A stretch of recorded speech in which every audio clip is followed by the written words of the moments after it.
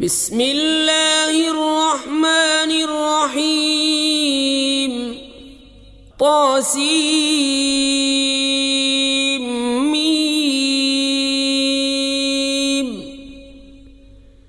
تلك آيات الكتاب المبين نتلو عليك من نبأ موسى وفرعون بالحق لقوم يؤمنون إن فرعون علا في الأرض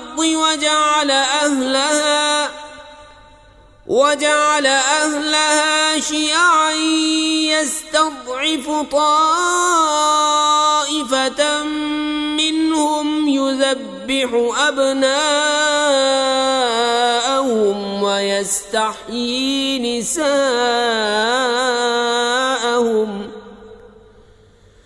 إنه كان من المفسدين ونريد أن نمن على الذين استضعفوا في الأرض ونجعلهم أئمة ونجعلهم الوارثين ونمكن لهم في الأرض ونري فرعون وهامان وجنودهما منهم ما كانوا يحذرون وأوحينا إلى أم موسى أن أرضعيه فإذا خفت عليه فألقيه في اليم ولا تخافي ولا تحزني إنا رادوه إليك وجاعلوه من المرسلين فالتقطه آل فرعون ليكون لهم عدوا وحزنا إن فرعون وهامان وجنودهما كانوا خاطئين وقالت امرأة فرعون قرة عين لي ولك لا تقتلوه عسى أن ينفعنا أو نتخذه ولدا وهم لا يشعرون وأصبح فؤاد أم موسى فارغا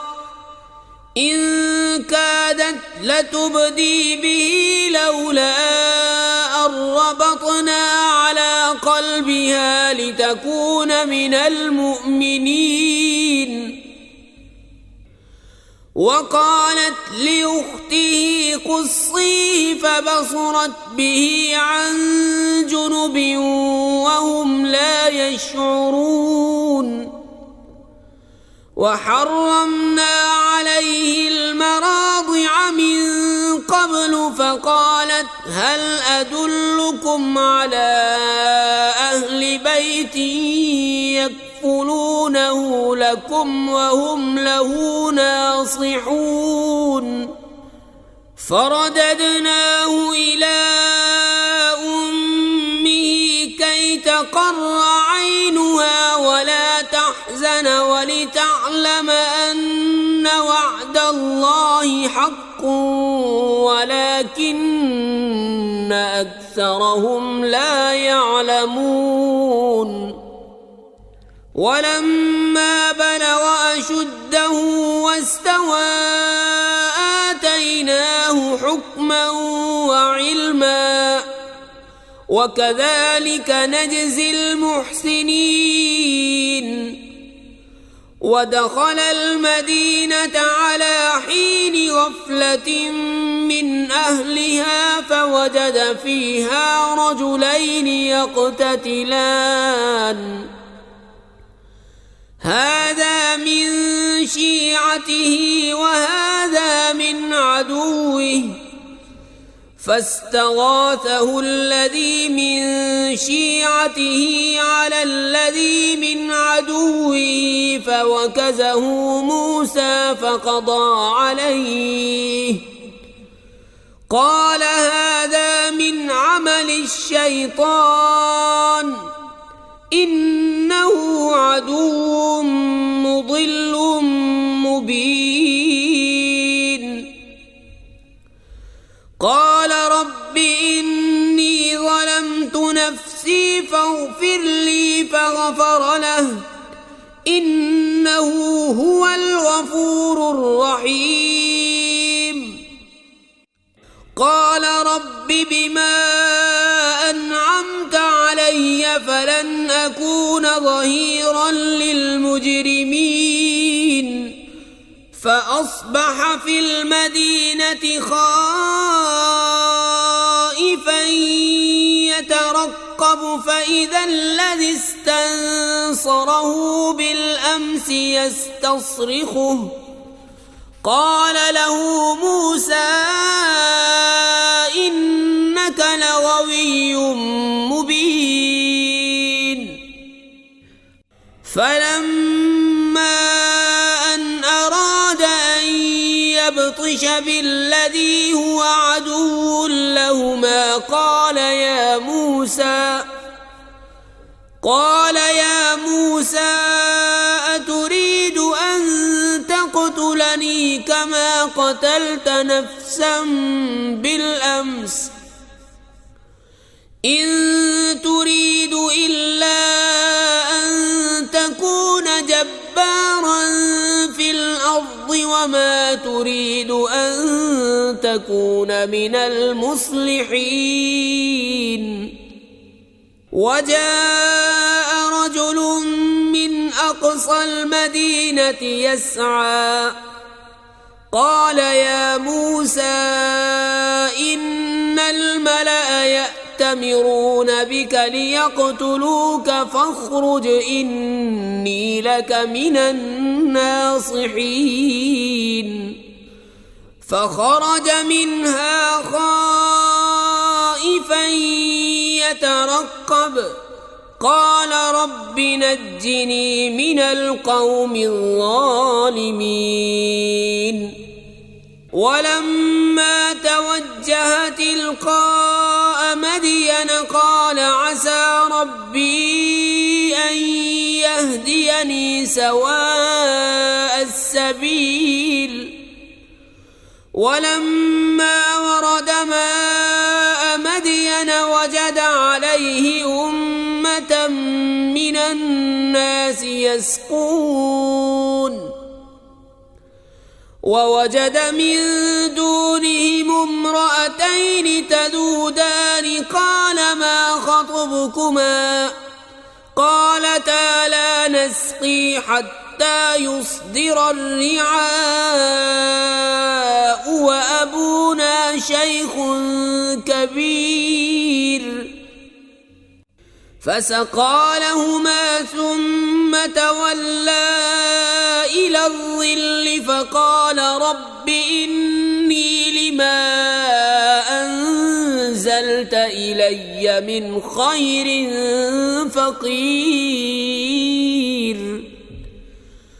فجاءته إحداهما تمشي على استحياء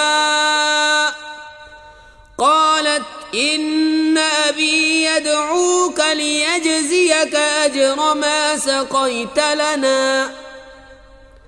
فلما جاءه وقص عليه القصص قال لا تخف نجوت من القوم الظالمين. قالت إحداهما يا أبت استأجره إن خير من استأجرت القوي الأمين. قال إني أريد أن أنكحك إحدى ابنتي هاتين على أن ب8 حجج فإن أتممت 10 فمن عندك وما أريد أن أشق عليك ستجدني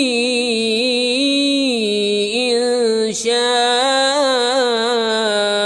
الله من الصالحين قال ذلك بيني وبينك أيما الأجلين قضيت فلا عدوان علي والله على ما نقول وكيل فلما قضى موسى الأجل وسار بأهله آنس من جانب الطور نارا قال لأهلهم كثوا إني آنست نارا لعلي آتيكم منها بخبر أو جذوة من النار لعلكم تصطلون فلما أتاها نودي من شاطئ الوادي الأيمن في البقعة المباركة من الشجرة أن يا موسى إني أنا الله رب العالمين وأن ألق عصاك فلما رآها تهتز كأنها جان ولا مدبرا ولم يعقب يا موسى أقبل ولا تخف إنك من الآمنين أسلك يدك في جيبك تخرج بيضاء من غير سوء واضمم إليك جناحك من الرهب فذلك برهانان من ربك إلى فرعون وملئه إنهم كانوا قوما فاسقين قال رب إني قتلت منهم نفسا فأخاف أن يقتلون وأخي هارون هو أفصح مني لسانا فأرسله معي يرد أن يصدقني إني أخاف أن يكذبون قال سنشد عضدك بأخيك ونجعل لكما سلطانا فلا يصلون إليكما بآياتنا أنتما ومن اتبعكما الغالبون فلما جاءهم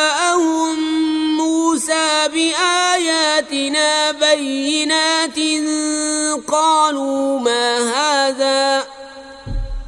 قالوا ما هذا إلا سحر مفترى وما سمعنا بهذا في آبائنا الأولين وقال موسى ربي أعلم بمن جاء بالهدى من عنده ومن تكون له عاقبة الدار إنه لا يفلح الظالمون وقال فرعون يا أيها الملأ ما علمت لكم من إله غيري فأوقد لي يا هامان على الطين فاجعل لي صرحا لعلي أطلع إلى إله موسى وإني لأظنه من الكاذبين واستكبر هو وجنوده في الأرض بغير الحق وظنوا أنهم إلينا لا يرجعون فأخذناه وجنوده فنبذناهم في اليم فانظر كيف كان عاقبة الظالمين وجعلناهم أئمة يدعون إلى النار ويوم القيامة لا ينصرون وأتبعناهم في هذه الدنيا لعنة ويوم القيامة هم من المقبوحين ولقد آتينا موسى الكتاب من بعد ما أهلكنا القرون الأولى بصائر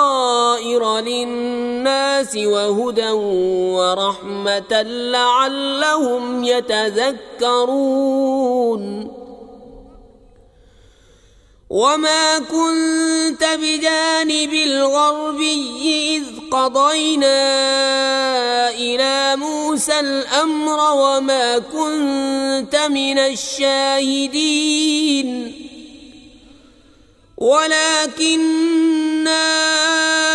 أنشأنا قرونا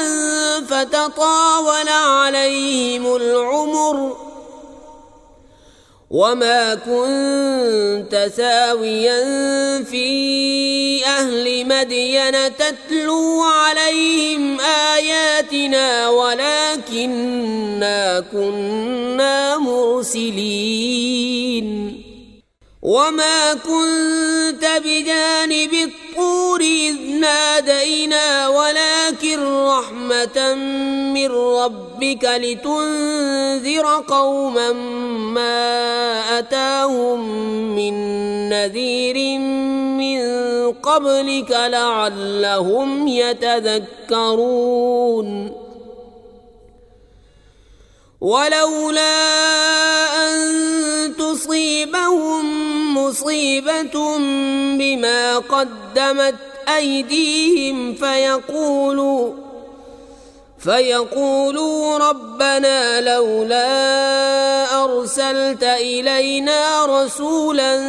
فنتبع آياتك ونكون من المؤمنين فلما جاءهم الحق من عندنا قالوا لولا أوتي مثل ما أوتي موسى أولم يكفروا بما أوتي موسى من قبل قالوا سحران تظاهرا وقالوا إنا بكل كافرون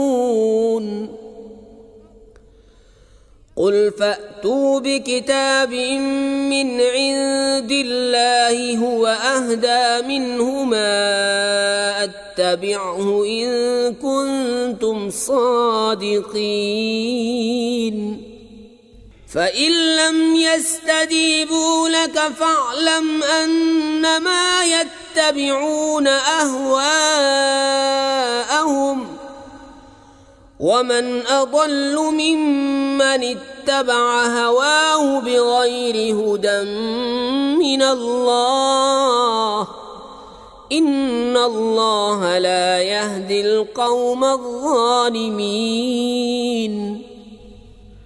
ولقد وصلنا لهم القول لعلهم يتذكرون الذين آتيناهم الكتاب من قبله هم به يؤمنون وإذا يتلى عليهم قالوا آمنا به إنه الحق من ربنا إنا كنا من قبله مسلمين أولئك يؤتون أجرهم مرتين بما صبروا ويدرؤون بالحسنة السيئة ومما رزقناهم ينفقون وإذا سمعوا اللغو أعرضوا عنه وقالوا لنا أعمالنا ولكم أعمالكم سلام عليكم لا نبتغي الجاهلين إنك لا تهدي من أحببت ولكن الله يهدي من يشاء وهو أعلم بالمهتدين وقالوا إن نتبع الهدى معك نتخطف من أرضنا أولم نمكن لهم حرما آمنا يجبى إليه ثمرات كل شيء رزقا من لدنا ولكن أكثرهم لا يعلمون وكم أهلكنا من قرية بطرت معيشتها فتلك مساكنهم لم تسكن من بعدهم إلا قليلا وكنا نحن الوارثين وما كان ربك مهلك القرى حتى يبعث في أمها رسولا يتلو عليهم آياتنا وما كنا مهلك القرى إلا وأهلها ظالمون وما أوتيتم من شيء فمتاع الحياة الدنيا وزينتها وما عند الله خير وأبقى أفلا تعقلون أفمن وعدناه وعدا حسنا فهو لاقيه كمن متعناه متاع الحياة الدنيا ثم هو يوم القيامة من المحضرين ويوم يناديهم فيقول أين شركائي الذين كنتم تزعمون قال الذين حق عليهم القول ربنا هؤلاء الذين أغويناهم كما غوينا تبرأنا إليك ما كانوا إيانا يعبدون وقيل ادعوا شركاءكم فدعوهم فلم يستجيبوا لهم ورأوا العذاب لو أنهم كانوا يهتدون ويوم يناديهم فيقول ماذا أجبتم المرسلين فعميت عليهم الأنباء يومئذ وهم لا يتساءلون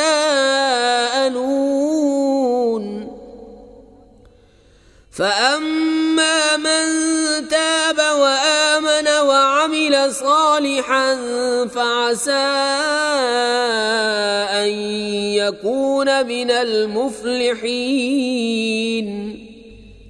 وربك يخلق ما يشاء ويختار ما كان لهم الخيرة سبحان الله وتعالى عما يشركون وربك يعلم ما تكن صدورهم وما يعلنون وهو الله لا إله إلا هو له الحمد في الأولى والآخرة وله الحكم وإليه ترجعون قل أرأيتم إن جعل الله عليكم الليل سرمدا إلى يوم القيامة من إله غير الله يأتيكم بضياء أفلا تسمعون قل أرأيتم إن جعل الله عليكم النهار سرمدا إلى يوم القيامة من إله غير الله يأتيكم بليل تسكنون فيه أفلا تبصرون ومن رحمته جعل لكم الليل والنهار لتسكنوا فيه ولتبتغوا من فضله ولعلكم تشكرون ويوم يناديهم فيقول أين شركائي الذين كنتم تزعمون ونزعنا من كل أمة شهيدا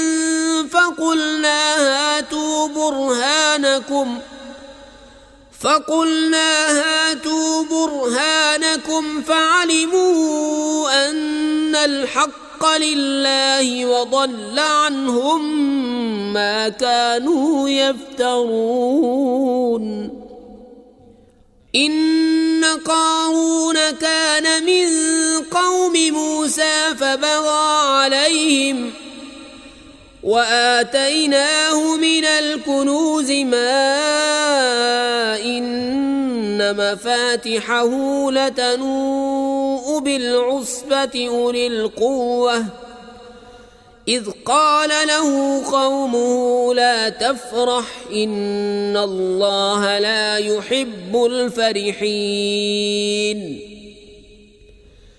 وابتغ فيما